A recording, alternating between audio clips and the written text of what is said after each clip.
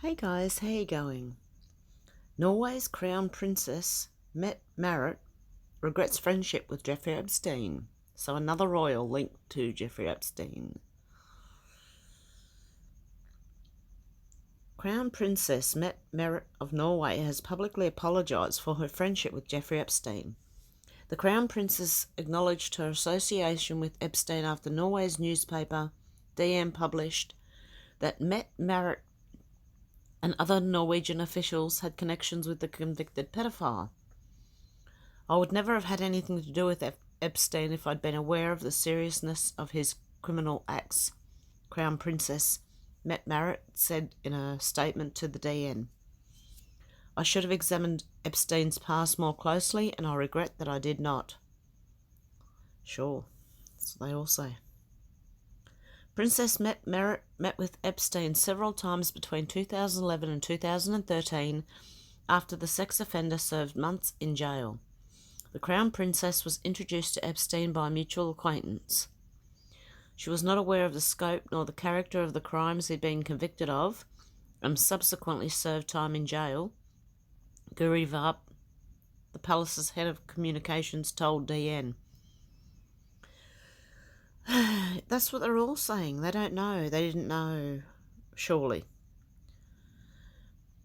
One of the meetings took place at Mr. Epstein's home. The Crown Princess also had a brief meeting with Mr. Epstein while he was in Oslo. She added other attendees were at the meetings. The royal palace declined to comment on which home of Epstein's she visited. The palace spokesperson also confirmed the Crown Princess and her husband Crown Prince Haakon, sorry if I mispronounced that, but not really, ran into Mr. Epstein on the street while on vacation in St. Bart's in 2012. Crown Prince, whatever his name is, then met Epstein for the first and only time, she said. According to Varp, the couple cut ties with Epstein in 2013 because they felt that Mr. Epstein attempted to trade on the relationship he had to the Crown Princess and use it for his own gain in other relations. Princess Mette Marit's apology comes weeks after Prince Andrew admitted he had no regrets about his friendship with the deviant during an interview with the BBC.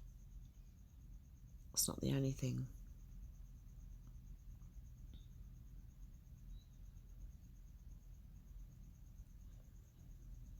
Here we go. Which one? Which one do we want to read? Ghislaine Maxwell and Jeffrey Epstein were spies who used underage sex to blackmail politicians, ex-handler? Or Jeffrey Epstein's spy scandal and Mossad ties? Let's go with this one. Come spy with me. Let's spy away. Ghislaine Maxwell and Jeffrey Epstein were spies who used underage sex to blackmail politicians, ex-handler claims. Do you like my singing? It's pretty bad, isn't it? Ghislaine Maxwell and her pedophile lover Jeffrey Epstein were both Israeli spies who took pictures of powerful men having sex with underage girls to blackmail them. Their alleged Mossad handler has sensationally claimed. The pair allegedly ran a honey trap operation where they would provide young girls to politicians in order to squeeze them for information for the Israelis. The unsubstantiated claims have been made by Ari Ben Manash, who claims he's a former Israeli spy. Ben Manash claims he was the handler of Ghislaine's dad, Robert Maxwell, who was also a spy, and that it was the former newspaper baron who introduced Epstein and his daughter to the Israeli intelligence agency. He makes the unverified claims in a book called Epstein, Dead Men Tell No Tales. In a preview of the book shared with the Sun Online, Ben Manash says Mr. Epstein was the simple idiot who was going around providing girls to all kinds of politicians in the United States. See, effing around is not a crime. It would be embarrassing, but it's not a crime.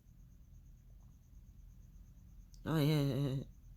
He doesn't look half evil. Oh. But effing a 14-year-old girl is a crime, and he was taking photos of politicians effing 14-year-old girls, if you want to get it straight. They, Epstein and Maxwell, would just blackmail people. They would just blackmail people like that. Ben Menash is a mysterious Iranian-born Israeli businessman who claims to have worked for Mossad from 1977 to 1987. He was arrested in 1989 in the US on arms dealing charges, but was acquitted in 1990 after a jury accepted he was acting on behalf of Israel. Israel tried to distance themselves from him, with government sources saying he never had anything to do with intelligence services, although other news reports in both the US and Israel confirm he did. He later wrote a book called Prophets of War Inside the US-Israeli Arms Network, and in the early 1990s claimed that Robert Maxwell, Ghislaine's dad, worked for Mossad.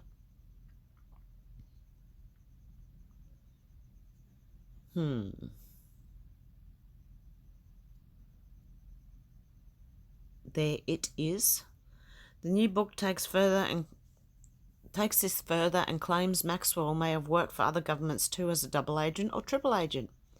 Ben Menash claims that despite reports Epstein and Ghislaine Maxwell met in the early 90s in New York, they actually met much earlier, through the socialite's father. He claims that Robert Maxwell introduced Epstein to Mossad, then Ghislaine got involved later. Files from the British Foreign Office released in 2003 appear to back the claims Robert Maxwell may have been a spy, with one report describing him as a thoroughly bad character who was being financed by Russia, and another saying his questionable activities had been brought to the attention of the Foreign Officer on several occasions. While the Maxwell family have always denied such reports, family friend Laura Goldman says in the book, "My feeling is that he probably was an agent to the Russians, the Israelis, and the British. I believe that Ghislaine continued his work."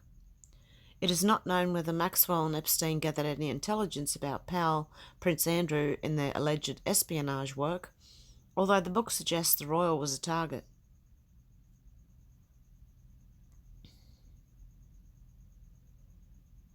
Famous photo of Virginia Roberts, Ghislaine Maxwell, and Prince Andrew. John Dugan, who served as deputy sheriff in Palm Beach, Florida at the time Epstein was in prison for his first slew of child sex offences, says he was given access to Epstein's case file, including videotapes, in its entirety by Palm Beach Police Detective Joseph Riccieri, who later died unexpectedly, aged 50. Yeah. They all die unexpectedly. Dugan managed to copy the tapes, encrypt them, and flee to Russia, where he now lives. Although he has not watched the encrypted files, he tells Epstein Dead Men Tell No Tales that he is certain that they contain blackmail material involving wealthy people and that Prince Andrew was a target.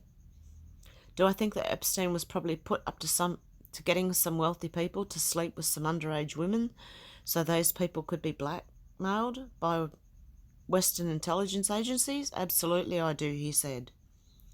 MI6 were concerned that Russia may have obtained compromising material on Prince Andrew, according to a Times report, although Dugan claims he has given no information to the Russians.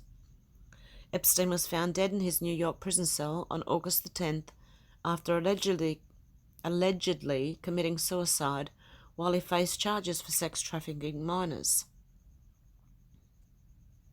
That's the book that's out. Melissa Cronin, the book's author, believes that Epstein's alleged intelligence links add weight to the theory that he did not kill himself but was murdered. She also points to Epstein's and Maxwell's links with prominent people from the science and technology industries and believes the pair not only ran a honeypot operation but also an information gathering operation. Before I started with the book, I was extremely skeptical of the murder theory, she told Sun Online. I'm definitely not a conspiracy theorist by nature at all, but the more that we dug into this, there's just so much incontrovertible evidence about his work in the world of espionage, his work with Mossad, and it all comes together to make a really compelling argument for the fact that he was murdered.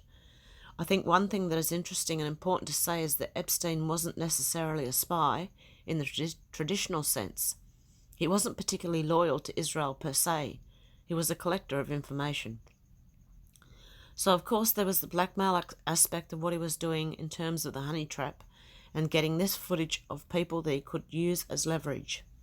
At the same time, something that a lot of people haven't really explored is how he cultivated these relationships within science and technology. Yes, like with Bill Gates and those guys. There's a lot more to come, guys, on this. A lot more. It's only the beginning. So I've got another royal involved. And useless royals. Why do we even have them? And then you've got their involvement in Mossad and spy agencies. Possibly more than 1 or 2. 3. I don't know, it depends how much they'd be paid by everybody. Imagine being spies for every country. Imagine that it was just a spy for whoever paid them. They gave the information to.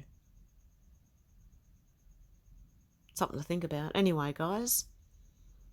Okay, that's it for now. Like, subscribe, and I'll talk to you soon. Bye.